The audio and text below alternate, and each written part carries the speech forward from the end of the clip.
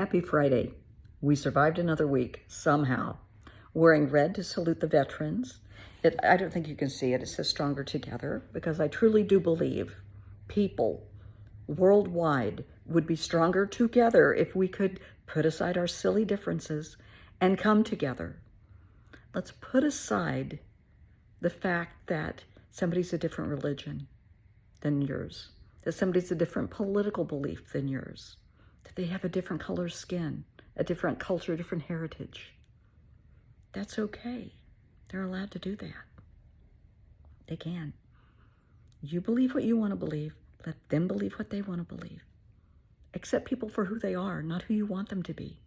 Don't force or feel that you have to force your religious views, cultural views, political views on anyone. Those are yours. Let them have theirs. Can you imagine? Just think about it. If everyone would come together, everyone in the U.S., everyone worldwide would come together, leaving the petty differences aside, to fight terrorism. Let's think about how terrorism works. We're going to look at it as a very simplistic view because I know it's very complex, but we're going to look at it very simplistically. You have 2 or 3 groups of people, whether they're countries or communities, and they're bickering with each other. So a group will come in and start committing hate crimes, murders, kidnappings, setting churches on fire, homes on fire, whatever it may be. And this terroristic group knows that everybody's so caught up in in their own fighting and bickering, they're going to blame each other. The terroristic group's going to get away with everything. Let's come together. Accept people for who they are, as they are. It's okay if they don't believe what you believe, they don't eat what you believe, you don't even speak the same language. It's okay. Get together to get rid of terrorism. What's going on in this world, it's got to stop. It has got to stop. I treat my clients are worldwide. Worldwide. I hear from family members whose kids are mistreated at school, mistreated walking down the street. And there's no reason for it other than generational hate. People have been taught to hate different groups, different ethnicities, different religions, different political groups. They have been taught to hate because I cannot talk today. Hate is a learned behavior. Hate is a learned behavior. And children, as a rule, will parrot whatever they hear at home.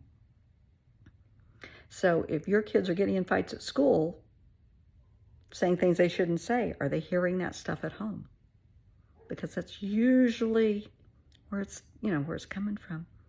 A 5-year-old really doesn't have political beliefs. A 5-year-old wants to play with Legos and Tonka toys and Barbies and do 5-year-old stuff. Think about what you're showing your children. What's going on right now in the Middle East is just heartbreaking. What's going on in the Ukraine is just heartbreaking. And there are victims on all sides. In the Middle East right now, people think and assume that everyone in Israel, all the Israelis, hate everybody from the Arab countries and they hate everybody from Palestine.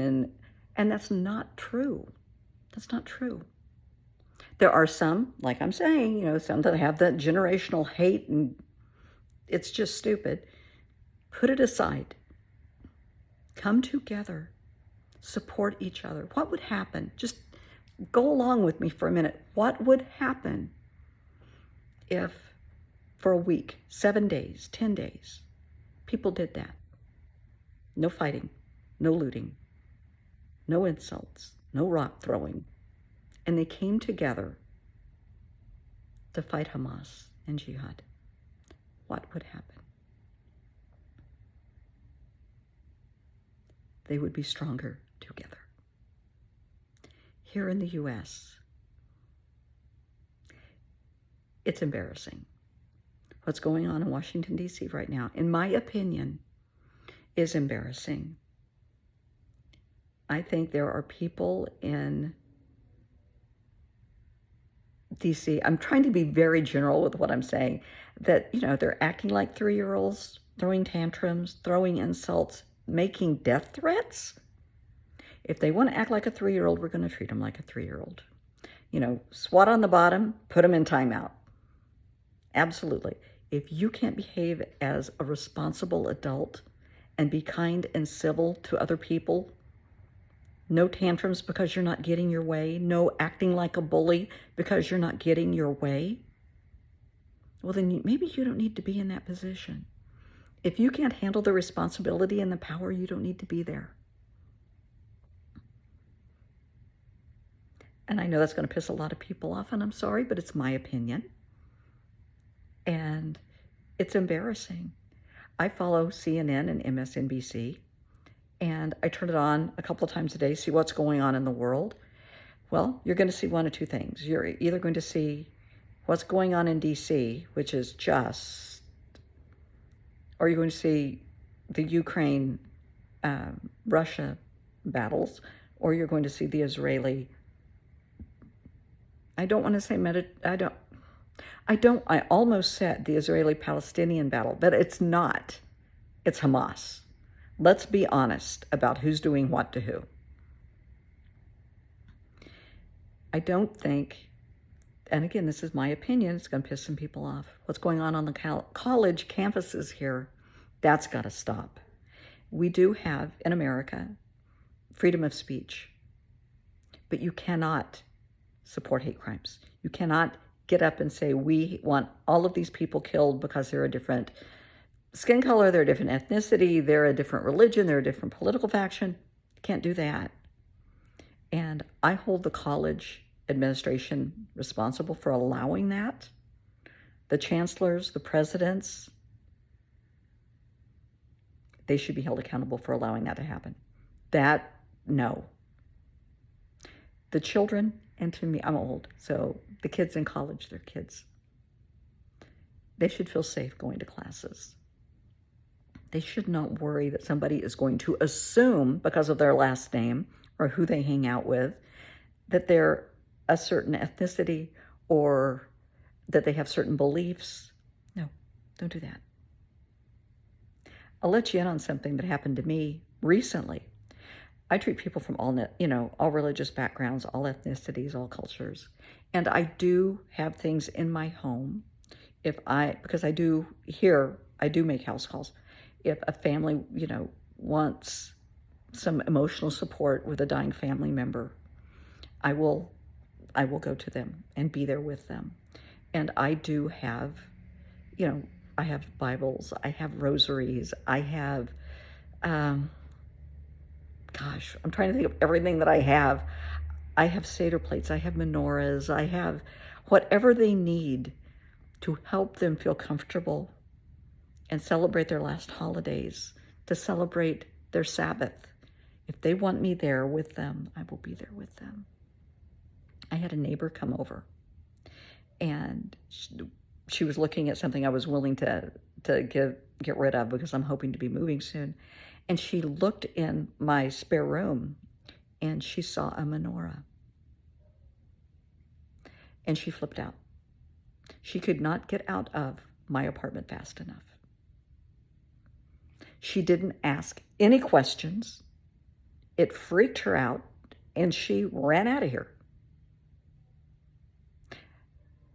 Okay, that's on her. She didn't ask any questions, and I didn't give any answers. I didn't say, oh, this is mine, this is my religious belief. I didn't say, oh, no, this is for clients. I didn't say anything. That's on her. I shouldn't have to explain myself to other people.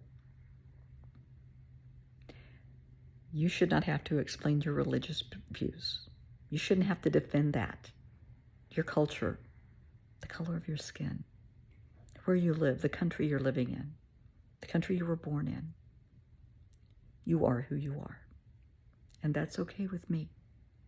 And I want people to come together and say, hey, that's okay. They believe differently than I do.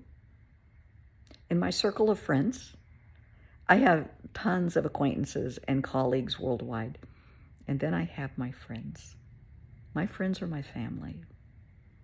My friends are different ethnicities, different religions, and it's wonderful. We support each other. It doesn't matter. And, I have 9 books out. They're on Amazon. 3 are for adults, 6 are for kids. And right now, what comes to mind, 2 of the books that I have, one is called Me and My Friends, and the other one is called Holidays with Friends. And it's about a group of school kids, elementary school kids. I don't give an age so that the child reading the book can make it their age. But this group of friends live in New York, and they're from all over the world, all different races, all different religions, all different cultures. Some are transgender. Some are autistic. Some have lower limb prosthesis. Some have a service dog. I think there's like 8 different kids. And they love each other. They're best friends. Their families love and support each other. They celebrate holidays together. So I did the first book, Me and My Friends, to introduce the characters. And everybody that's read it really likes it. The kids love it. It's okay for your kids to make friends with different cultures. Don't let that frighten you. And that's why I wrote it. Because I hear from parents, oh my gosh, my kid wants to go to so-and-so's house for a birthday party and I don't know anything about that. Well, go with them. Tell the mom or the grandma or whoever's throwing the party, can I stay? I would love to see this. They're not going to be insulted. They're going to be flattered. And then Holidays with Friends. We explore the different religious holidays, cultural holidays, and how to support them. It's beautiful. If children can do this, why can't adults? Because children have open hearts, open minds, open ears, and adults are blind. They're jaded. So just for a week, I would love to see people grow up. Put your differences aside. Come together against a common cause. Come together against famine, against terrorism, against people. I'm trying not to get teary. Against pedophiles, people assaulting children, against sexual trafficking, organ trafficking. There's a lot we can come together over. Please think about it. Come together. We are stronger together.